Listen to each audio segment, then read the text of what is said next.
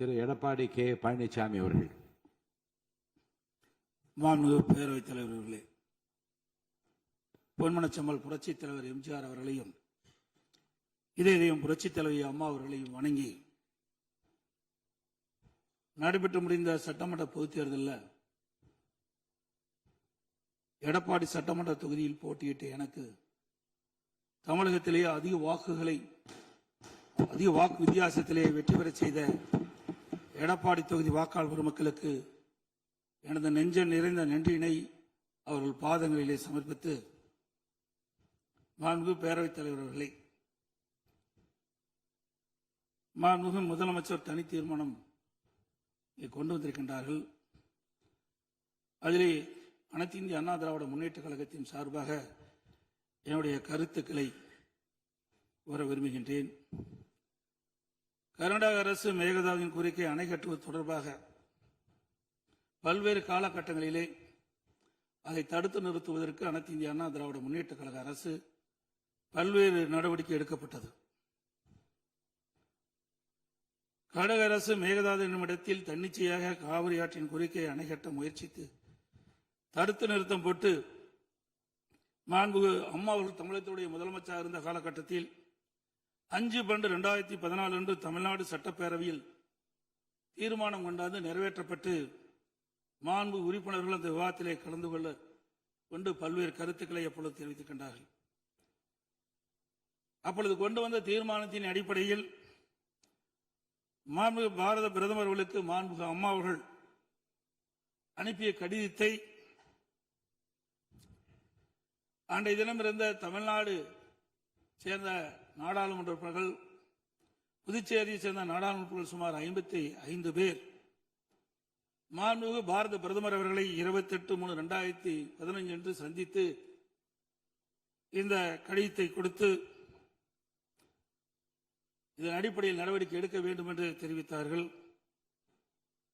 அப்போது சம்பந்தப்பட்ட துறையிடம் தற்போதைய நிலை குறித்த அனைத்து விவரங்களையும் சேகரிக்க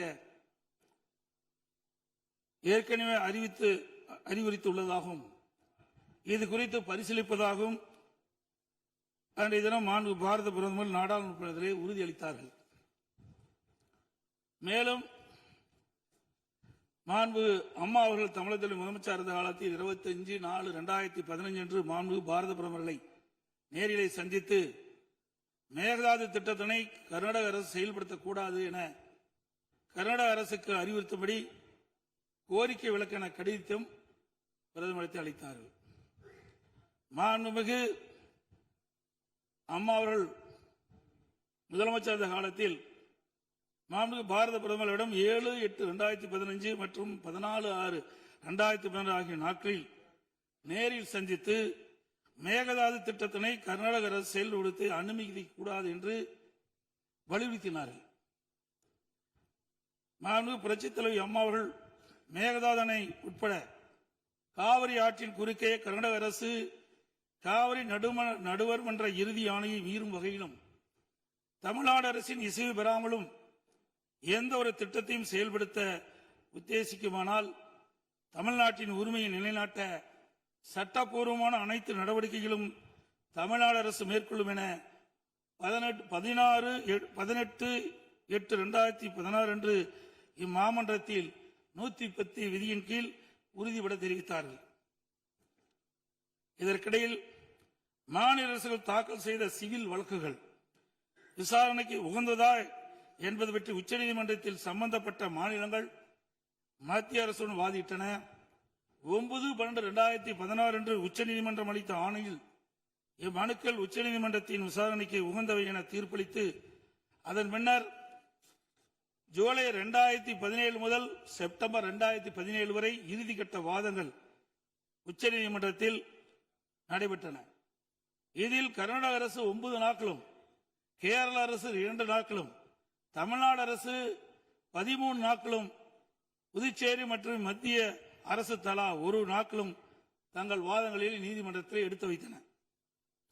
அனைத்து தரப்பு வாதங்களையும் கேட்டிருந்த உச்சநீதிமன்றம் 16/2/2018 அன்று தனது தீர்ப்பினை வழங்கியது. இத்தீர்ப்பின் முக்கிய அம்சங்கள் பின்வருமாறு: பன்மாநில நதிகள் தேசிய சொத்து. எந்த ஒரு மாநிலம் தனி உரிமை கோர இயலாது என்று நவம்பர் 1991 ஆண்டே உச்சநீதிமன்றத்தின் கருத்து இத்தீர்ப்பில் மீண்டும் உறுதி செய்யப்பட்டுள்ளது. 1892 மற்றும் 1924 ஆண்டிய ஒப்பந்தங்கள் செல்லத்தக்கதல்ல என்ற கர்நாடகின் வாதம் ஏற்றுக்கொள்ளப்படவில்லை.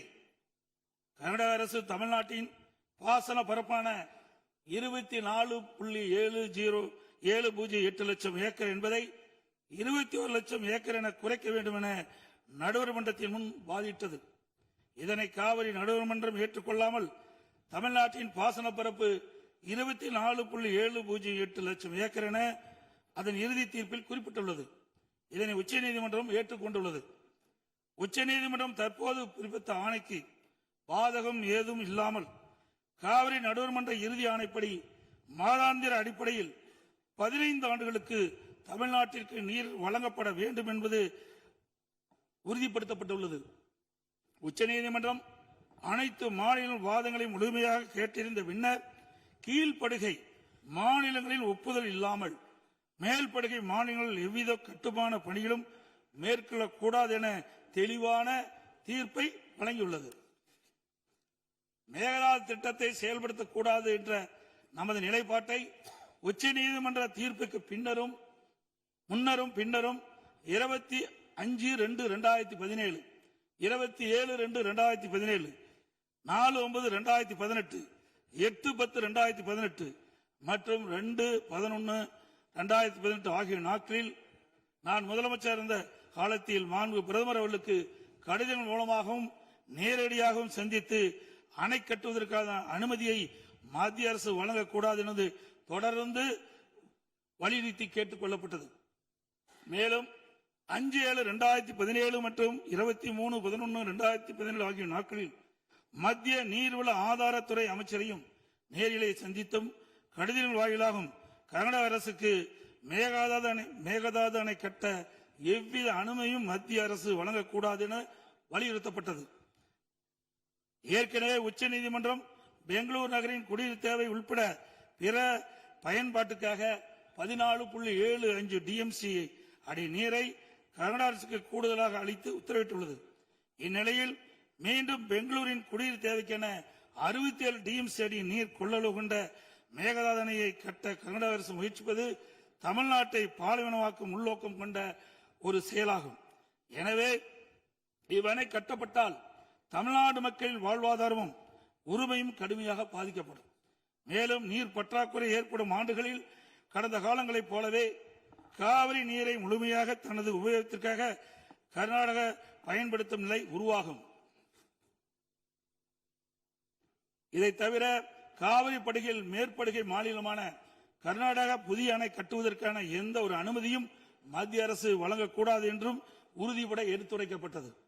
மேலும் உச்சநீதிமன்ற ஆணைக்கு எதிராக கர்நாடக அரசின் மேகதாது திட்டத்திற்கான விரிவான திட்ட அறிக்கைக்கு அனுமதி வழங்கிய மத்திய நீர்வள குழுமத்தின் தலைவர், கர்நாடக நீர்வளத்துறை அமைச்சர் மற்றும் கர்நாடக உயர் அதிகாரிகள் மீது நீதிமன்ற அமைப்பது வழக்கு கண்டெம்ப்ட் ஆஃப் கோர்ட் எனது உத்தரவின் பேரில் 5/12/2012 உச்சநீதிமன்றத்தில் தாக்கல் செய்யப்பட்டது.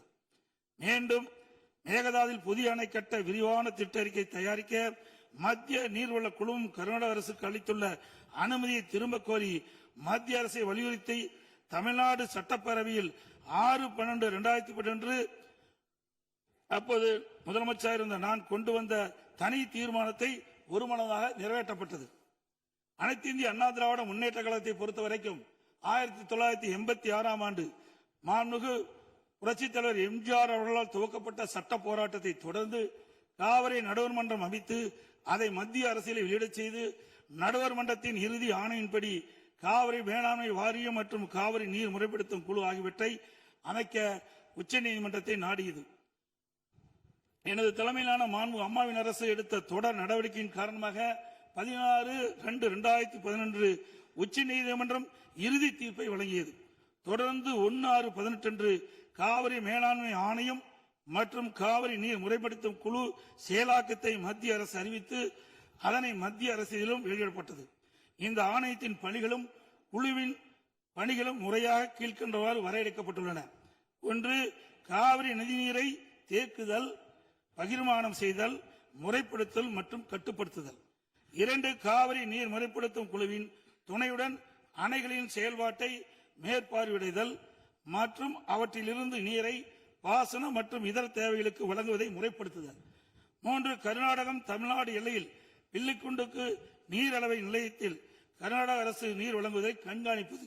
இவற்றை தவிர வேறு பணிகள் எதுவும் மேற்கொள்ள இந்த ஆணையத்துக்கு எவ்வித அதிகாரம் இல்லை.